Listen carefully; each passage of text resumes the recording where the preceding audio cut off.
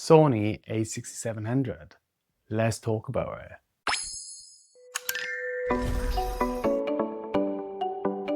Some of you might know or might not know that when I was in college, I actually studied photography and I really liked playing around with graphic designs and everything. So videography was never a thing of mine before. It was just something that I fell into, and this camera made me fall back in love with not just photography, but also just creating in general. So I was stuck between three cameras. It was the Sony ZV-E10 Mark II, because that one had just come out when I had the money for it. Then there was the Sony A6700, which we're recording on right now. And then it was the Sony C7 Mark II. There we go. We got there in the end. So three very different cameras. You got two hybrid cameras, but one of them is a full frame. The other one is an aps-c. Then you just have the Mark II, which is purely for content creation. It doesn't have a viewfinder, but the Sony A6700 viewfinder is kind of a little bit of a gimmick.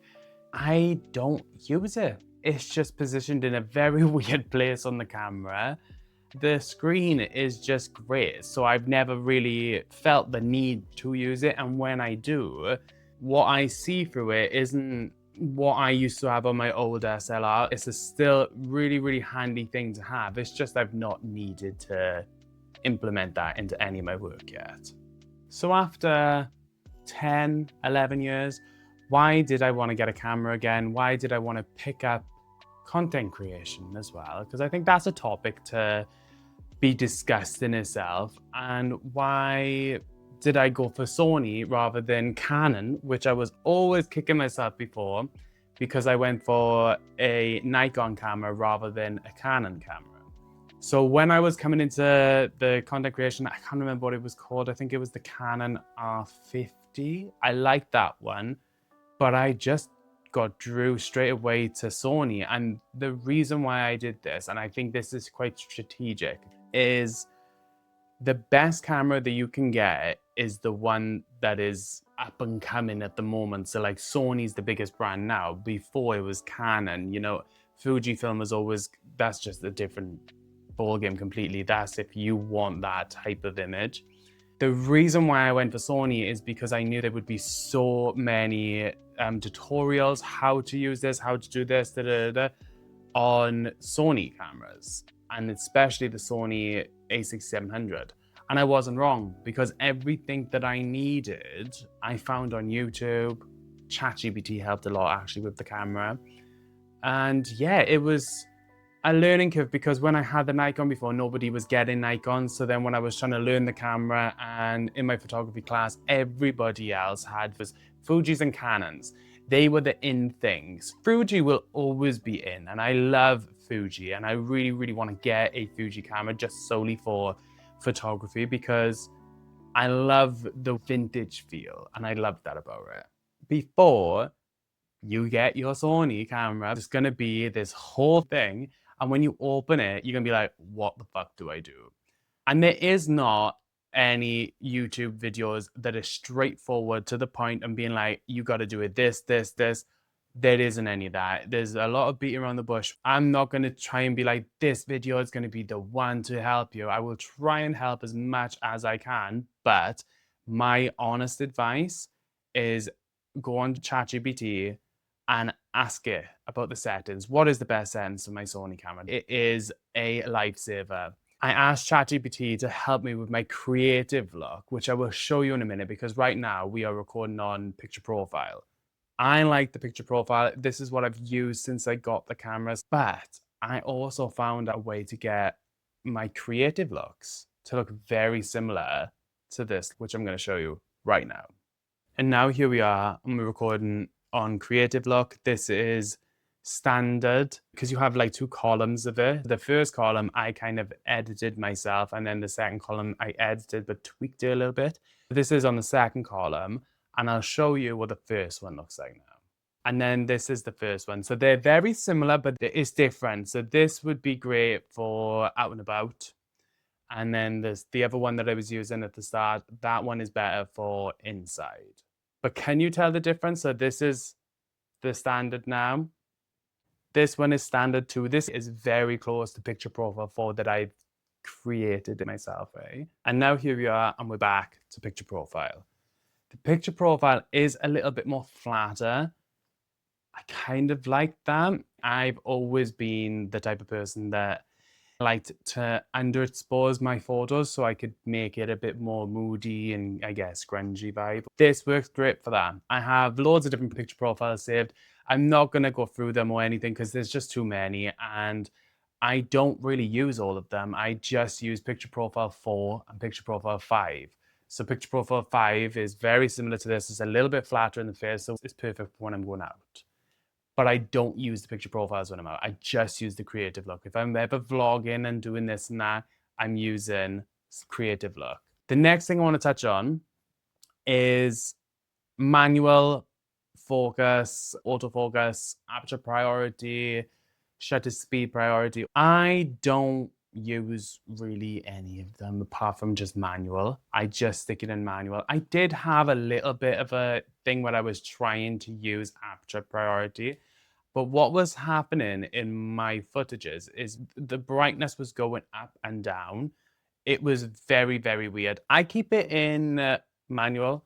Aperture priority is great sometimes for when you're doing landscape photography, but apart from that, I don't feel like that I need to have it on. I feel like I've got it under control. But if I was out and about vlogging, I would be maybe inclined to put it on so it can keep it at a certain level. So yeah, you have all of your different shutter speed, aperture priority, and then you've got intelligent auto. I'll put it on just so you can see it. It's just not good. I just don't like it. It's just not for me anyway. And here it is. This is what the auto looks like. It's just not great. I just don't like it. But I'm not going to go too in depth with these type of things. I just want to explain how this camera really, really changed my view on creating. It was very stressful at the start, and I watched probably way too many videos. I think the best advice I can give you is using ChatGPT to help you and just picking up the camera and testing as you go. I just really, really love this camera. There's nothing else more that I can say about it. Everything that I want it for. The autofocus is great on it. I could just push the screen like this and I could nearly 100% rely that it will actually pick me up all the time. It does have its moments, but I don't think that's because of the camera. I think it's because of the third-party lenses that I use with the camera, because Sony lenses always work better with Sony cameras. It's the same principle that the DJI Mic 2 or Mic 3 or Mic Mini will always work better where it's paired with a DJI product. But why did I want to get into content creation? This is really far out of my comfort zone as well. Like, I am great with talking to people about anything. That's why I guess I'm kind of all right doing this, but I don't really like people.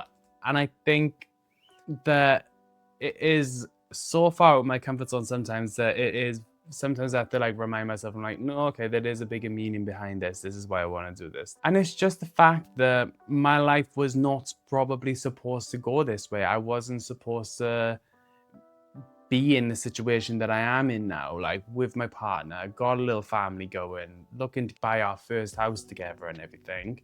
All of these things, them cards was not dealt in my favor in that sense, because I went through 10 years of addiction. I was completely off the rails for the majority of my life. And I did that 180. I switched it around. And that's why I went into content creation. At this point now, even if I look corny or embarrassing, I don't care. I've been through the mill. Like, nothing that you can say in the comments or whatever is never going to offend me, because I've had worse done to me and said to me in the past. It's almost like I've learned to disassociate myself from allowing people to try and mess with my feelings, if that makes sense. And I thought it would be a great opportunity to share my story. When you're talking about drug issues and stuff like that, very personal topics, it is quite hard to then have a creative aspect on that. So now what I'm going to do is I'm definitely still going to do the story times and everything, and I will post them as and when. I'm not going to set myself goals. I'm still going to be consistent and posting on YouTube, but I'm not going to be consistent with the niche topic because I just don't think it makes sense. I took a way different approach on my Facebook, and my Facebook blew up. I ended up with like nearly 9,000 followers just from getting on the camera and chatting bare shit. That's all I've done on Facebook. I don't talk about anything specific. There's no niche, there's no topic, there's no nothing. I just get in front of the camera, I'll be walking the dog or whatever, and I will just boom, press record, and that is it. And that worked well for me. So what I'm going to try and do now is utilize that into my YouTube. And I think that would be the best thing moving forward. I wish I could use my phone to post some things on YouTube, but this is a goddamn old phone. My front camera is awful. It's the iPhone 11 Pro. And yeah, realistically, I need an update, but that'll come inside. I think the main focus of this is to just chat their shit. I'm just chatting bare shit. I just like this camera. I want to tell you guys how much I like it. It's paired right now with the Sigma 16mm f1.4. Great lens. I do also have Sigma 10-50. This is great. This is perfect for vlogging actually, but there's something about this one. I don't know.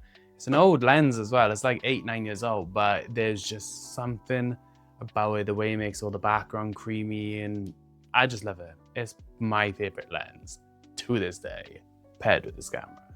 I think if there's anything to learn from this video, just get the camera, even if it is your old iPhone 11 Pro with two broken cameras on the back. It doesn't matter, just start creating. That's all you've got to do. You've got to pick it up, record, create. I'm probably going to look back on my videos in 5-10 years time and be like, oh my God, some of these were awful. But then in 5-10 years time, I'm going to be probably making absolutely amazing content. It's all about progression, and you can't progress if you don't learn from mistakes. My one bit of advice, if you have the Sony A6700 or any other camera, even a phone, just start recording.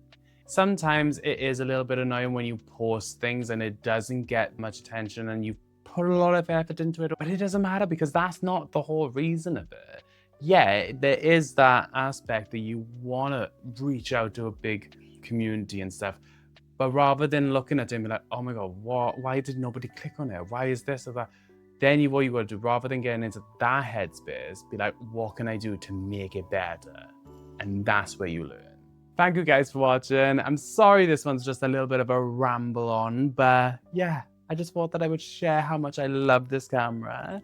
I hope you guys have a beautiful rest of the day. Remember to like, subscribe, comment, really helps with the channel, and I will see you guys next time.